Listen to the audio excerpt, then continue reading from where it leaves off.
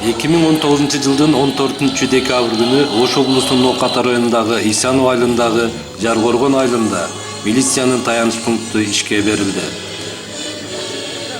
Айылда өнүктүрүү коомдук бирикмесинин төрагасы Мадина Раджасовна. Биз айылда ушул демилгени көтөрүп, бизди коргоочулар, колдоочулар, милицияларды элге жакын кылыш максатта ушул жерде демилге көтөргөнбүз. Анан ушул жеке ишкер Исаков Зайырбек өзүнүн дүкөнүн берди. Белек кылуучу элге. Анан 81-жылкы А класстын балдары ушуну толук заманбап ремонттоп берип, милицияларга белек тапшырды. Жаргоргон айылынын 1981-жылы туулган жаштары бул имаратты каражат топтошуп, ремонттоп, 2 бөлмөлүү таяныч пунктуна ылайыктап, заманбап эмеректерди коюшуп, бүткөрүп беришкен. Биз бүгүн 2019 жыл 14 декабрь күнү ушул Жаргоргон айылынын 1981 жылкы 13 баласынын атынан ушу айылыбызга милициянын аймактык пунктун ички тышкы ремонтун бүтүрүп, айылыбызга белек кылып отурабыз бүгүн. Айылыбызда мындан ары кылмыштуулукту болтуруу максатында ушу элибиздин коопсуздугун ойлоп, бүгүн айылыбызга ушул алыстан келген меймандар менен ички иштер органдарынын кызматкерлери менен чогуу мынантип айылыбызга белек кылып тапшырып атабыз. Бул жагында мечит бар, бул жагында библиотека бар, нар жагында детсад бар, нар жагында мектеп бар. Бардыгы бар, иштенбесе келип ушу мектепке аралашып, эл менен, журт менен бирге болуп иштеп берген болсо иншалла элибиз тынч болот. Анан астын ала профилактика дагы жакшы болот иншалла. Биз ушундай бир келген органдардын өкүлдөрүн биз колдоп, дайым бир жакшы маалыматташып турганыбыз биз каалайбыз иншалла.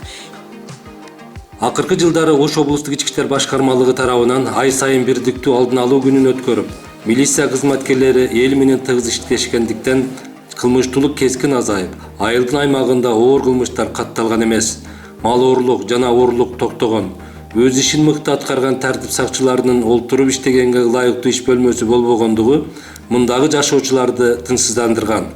Алар күн түн дебей, коомдук тартип сакташып, ысыкты ысык дебей, суукту суук дебей биздин коопсуздук үчүн жүрүшсө, биз аларга шарт түзүп беришибиз керек деген ой мындагы жашоочулардын тынчын алчу. Эң алыскы айыл болуп эсептелет Жаргоргон айылы. Анан эми милициялар ушу келгенге, иштегенге шарт жок эле ушуга чейин. Ушул милицияларга шарт түзүп берген максатта ушу айылдык жаштар ушу демилгени көтөрүп, заманбап имарат куруп, милицияларга белек кылып берип отурабыз. Аларга шарт түз ички иштер министрлигинин же облустук ички иштер башкармалыгынын башчысынын эле баш оорусу эмес, элдин да милдети болушу керек дейт аталган айылдын айыл башчысы Мөнөкөп Мамасалы.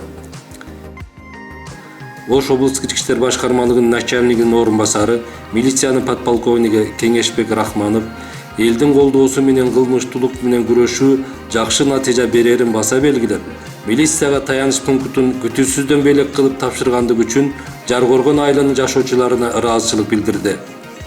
Ошондой эле Ош облустук иштер башкармалыгынын ыраазычылык катын баалуу белектерин тапшырды. Урматтуу бүгүнкү салтанаттуу иш-чаранын катышуучулары, урматтуу Жаргоргон айылынын тургундары, бүгүн мына сиздер менен биргеликте Жаргоргон айылында милициянын жаңы аймактык пунктун ачылуу аземинде жолугушуп отурабыз. Мен айтар элем, ушул жаңы имаратыбыз биздин элибизге кызмат кылган биздин кызматкерлер биздин элибиз менен биргеликте иш алып барып, коомдук коопсуздукту сактоодо, кылмыштуулуктун алдын алууда, жарандарыбыздын коопсуздугун сактоодо сиздер биздин кызматкерлерге шарт түзүп бергениңиздер үчүн чоң ыраазычылык айтам. Ошондой эле Жаргоргон айылынын ушул имаратты бүтүргөн 1981 жылы туулган жарандарыбызды областык башкармалыктын башчысынын атынан, жеке өзүмдүн атыман, Нооката райондук ички иштер бөлүмүнүн өздүк курамынын атынан терең ыраазычылык билдирем. Коомдук тартипти сактоодо, жарандардын коопсуздугун камсыз кылууда, ички иштер органдарынын кызматкерлери менен тыгыз байланышты иш жүргүзүп, алардын кызмат өтөөсүнө шарт түзүү максатында демилге көтөрүп, милициянын участкалык уполномоченный жана жашы жетеректердин иштери боюнча участкалык инспекторуна заманбап имарат куруп пайдаланууга берип жаткандыгыңыздар бизге өтө кубанычтуу салымалык болуп эсептелет. Сиздердин бул демилгеңиздерди жогору баалоо менен Ош облустун Ички иштер башкармалыгынын өздүк курамынын жана жеке өзүмдүн атымдан терең ыраазычылык билдирем. Бүгүнкү күндө сиздердин кошуп жаткан жигердүү салымыңыздар ички иштер органдары менен элибиздин ортосундагы бекем көпүрөнүн кепилдиги деп эсептеймин. Мындан арада ички иштер органдарынын кызматкерлерине колдоо көрсөтүп, мекенибизге ак кызмат кылууда сиздерди четте калбайт деген ишеничтемин.